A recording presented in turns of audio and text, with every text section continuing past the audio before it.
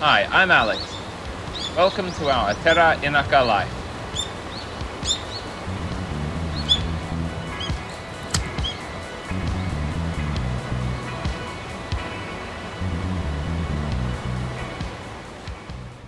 Thanks to everyone for subscribing. Good to see you again. In this video, I'll show you the process I took changing tires from studless winter tires to normal summer tires this year, with some points that I've picked up from a very helpful Japanese YouTube channel that I'll introduce later.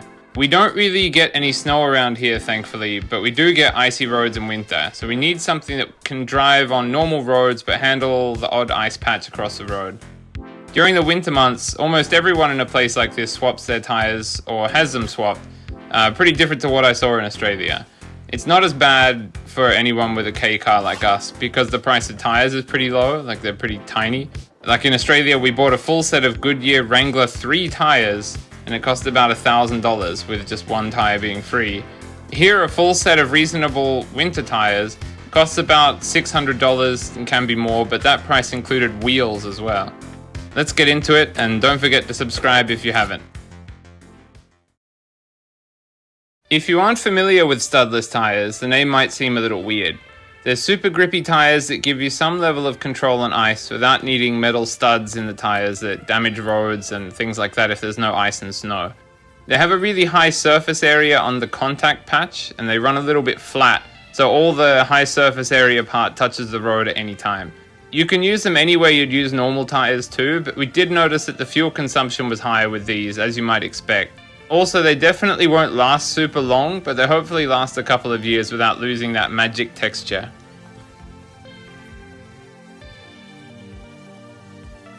Just a couple of extra things I should mention. I'm using the car's included wrench and jack for the most part, with a cheap torque wrench. There's a few extra steps or details that I've added to a more normal process, and these come from a video by Inaka-san, one of my favorite Japanese DIY YouTubers. His videos often have English subtitles too, and they're very easy to watch. They're great for learning Japanese, especially Japanese words that are useful for DIY projects and hardware. And I've put his video about angle torque and changing tires in a card around the screen. So give it a look and subscribe to his channel too. I have a policy of not recording something if it's my first time doing it or I think I might die. So I'm only going to show changing one wheel, but do know that the others were successful with this process too. A torque wrench is pretty important for this job, but it seems it can be done fairly safely without it if you use the angle measuring method. But I like the excuse to buy a torque wrench. Previously, I used an electronic luggage scale and a 10cm socket wrench to measure 90 Newton meters of torque on a water pump housing for our old car. That was fun. This one is a reasonably cheap one from the local hardware shop. It's enough for the job, and plus a few other things that I may do if we buy an old used car.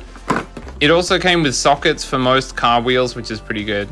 The setting screw to lock in your torque setting is a little bit loosey-goosey, and it's a little bit sideways action sometimes, when you're actually putting torque on the wrench, but it's good enough.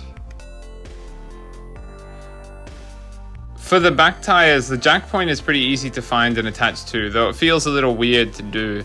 You need to put it onto the axle on a special point that has some reinforcement and a support for the jack. The front wheel jack point is a bit weird, as someone who hasn't changed wheels on many cars. Because the wheels are so far forward in these K-vans, there's not much frame to support the load properly up the front, so you have to actually jack from a point on the frame on the side of the car, just behind the wheel well. The picture in the car's manual gives you just enough to find the jack point, but it does feel a little bit weird for the first time, lifting from there. First of all, I checked the parking brake was on and put a chock under the diagonally opposite wheel that I was working on. I took the summer wheels out of their neat little bags from the tire shop that we used earlier in the year, and to try and not damage the precious hubcaps, I used the bag to try and stop any scratching when, getting the hubcap off.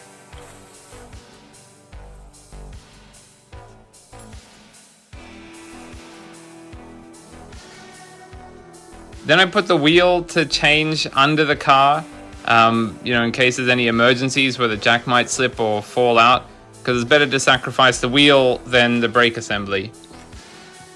I got the jack ready and made sure there weren't any rocks or anything under the floor that could make the jack sit uneven or be wobbly.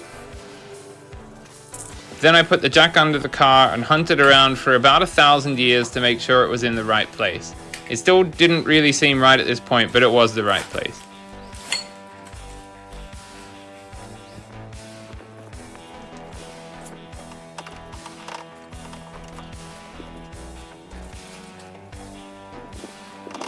And then I turned the jack by hand to bring it into contact with the car.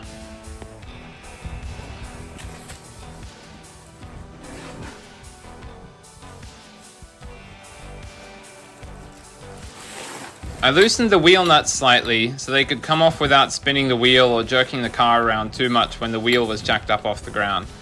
I used the alternating pattern, and thankfully the car's wrench was a good fit for the nuts.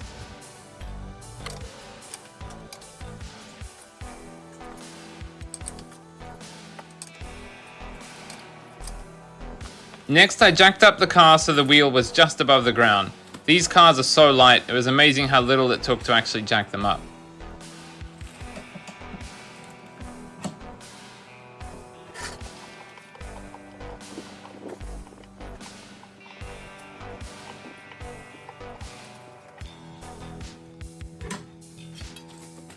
I then loosened all the nuts and removed them completely, leaving the bottom nut for last, and Inaka-san in his video noted that the bottom nut was best to leave until last, and I think it was a really good tip.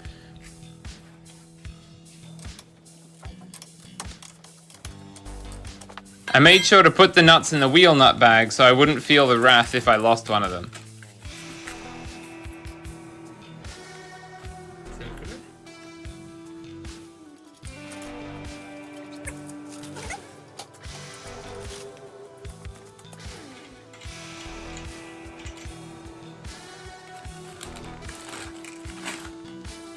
I took off the wheel and put it under the car, swapping it with the summer wheel. Carefully choosing the right nuts from the bag, I prepared to put on the new wheel.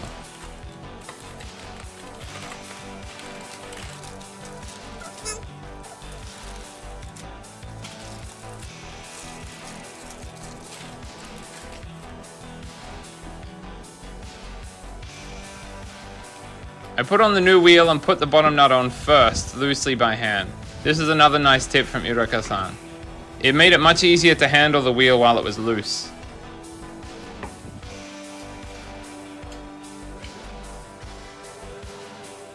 Then I put on the other nuts, getting them to hand tightness, going in an alternating pattern. I gave the wheel a little push from the bottom to keep the wheel flat on the brake assembly so that the nuts would get seated better.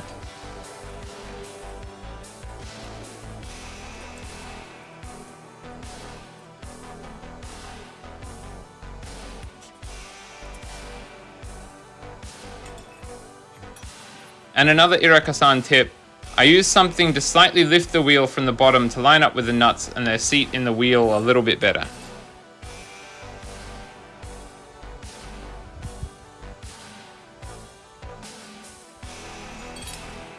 Yet another thing from Inaka-san's video, I held the wrench right up near the tip and tightened the nuts slightly, stopping before I needed to use any power to turn the wrench more.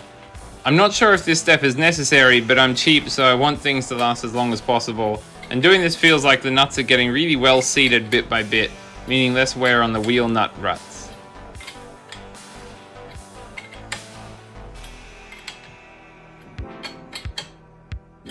Using the wrench normally this time, I tightened the nuts to what I would estimate to be about 50 Newton meters or something maybe. Tightened with a bit of force, but not enough to shake the car much.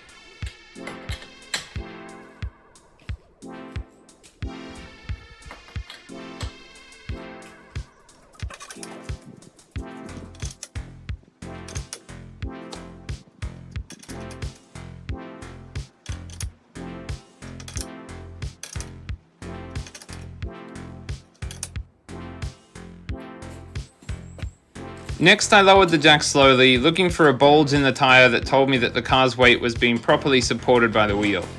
I stopped at this point where the jack still gave some support, but the tire was bulging and clearly on the ground.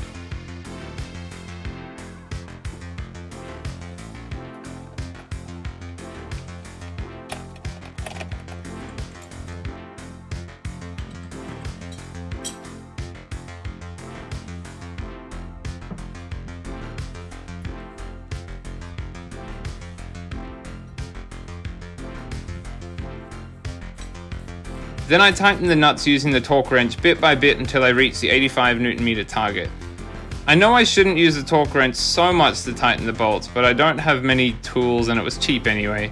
This torque wrench's click feels a little weak sometimes, probably because it's cheap, so you have to turn it a bit quick sometimes, otherwise you won't feel or hear it.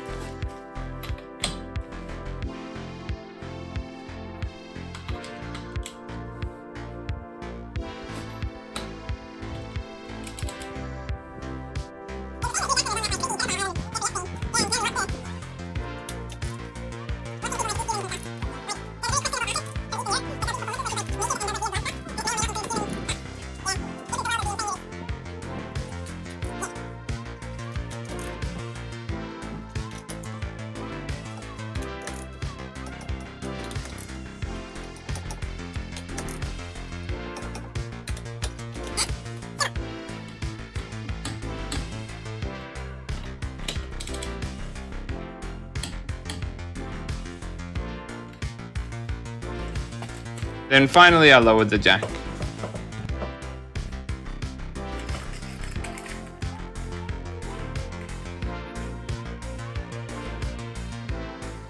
After changing all the wheels and before putting the classy hubcaps back on, I felt it was best to double check the torque on all the nuts to make sure everything was nice and consistent. I used the same alternating pattern across all the nuts, and most nuts on most wheels were pretty close to 85 Nm, with only a couple needing a bit more tightening to get to the more satisfying full click from the torque wrench.